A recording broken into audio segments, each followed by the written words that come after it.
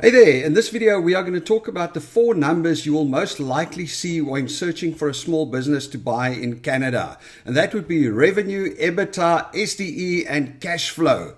But before we go there, just a quick disclaimer. This is not financial advice. I'm not an accountant. I'm not a business broker. I'm not a business consultant.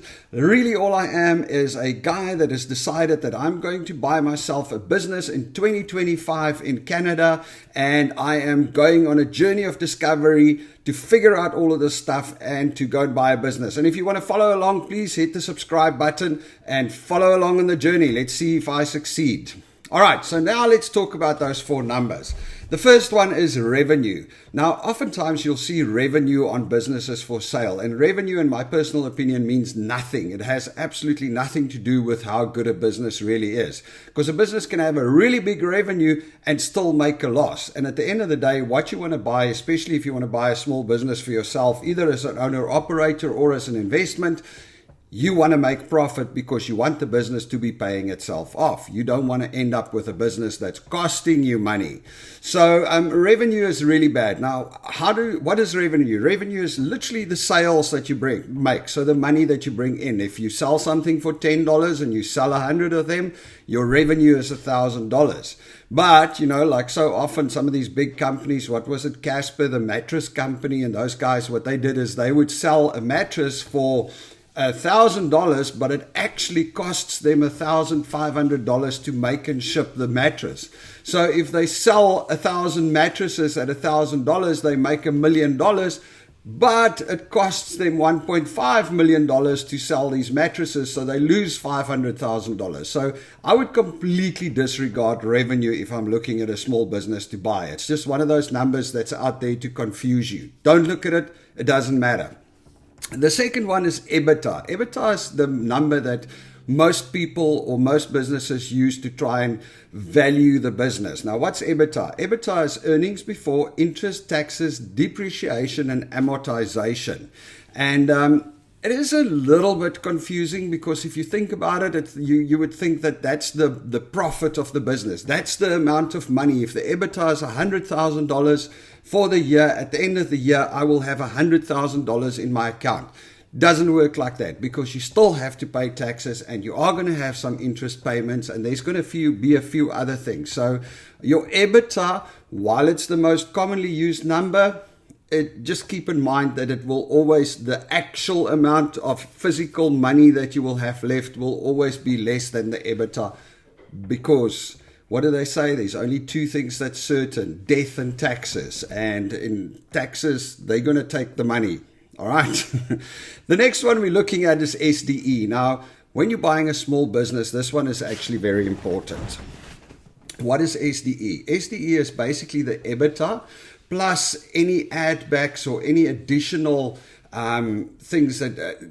So how it works is, say in a small business, I run a small little business. I've got a garden services with a truck and a few guys working for me, and my EBITDA is $100,000 a year.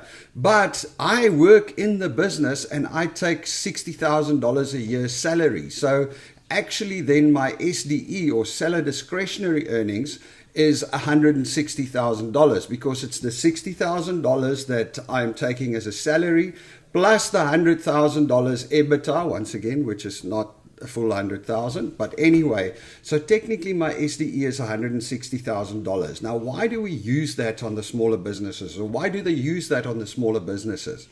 Oftentimes, if you're going to be buying something, what's going to happen is the previous owner is going to stop working. So you're not going to have to pay his salary.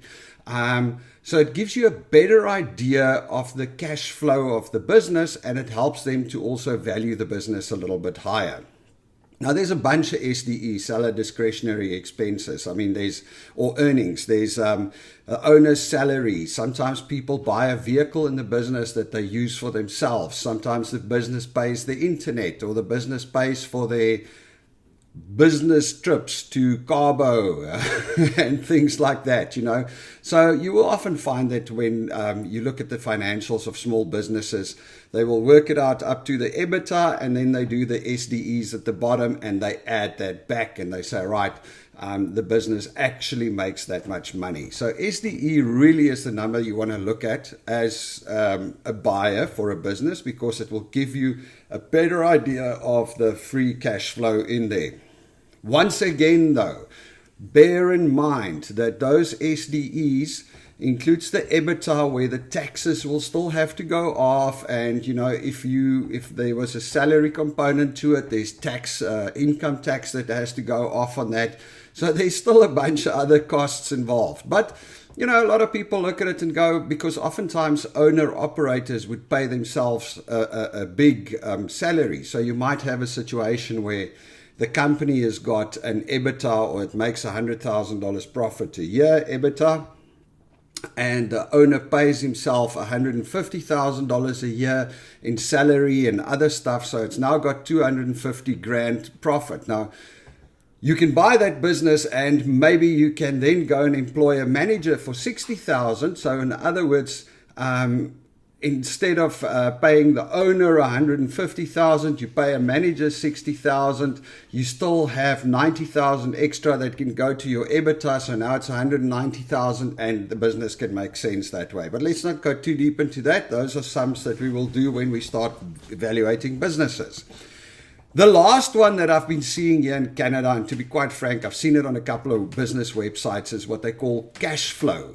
Now, in all honesty, I think what they're talking about there is basically SDE. It's a similar thing, but you're going to have to just make 100% sure when you see that, because that's a little bit of a that term hasn't been described properly. So it's not an official term. A lot of people can use it in different ways. So I'd be very careful of anything that says cash flow, because even if they describe EBITDA and SDE as cash flow, it's not that. I mean, cash flow would sound like, hey, I've got a business with a cash flow of $150,000. So every year at the end of the year, I've got $150,000 in cash that I can use and pay myself, which is definitely not the truth, because the reality is you still have to pay the taxes. You still have other costs, depreciation. You've got amortization. You're going to have to replace capital goods.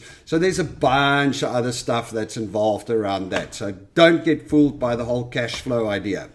All right, folks, that's it for today's video. Subscribe, follow along on the journey, and let's see if I can get myself a business in Canada in 2025. Cheers.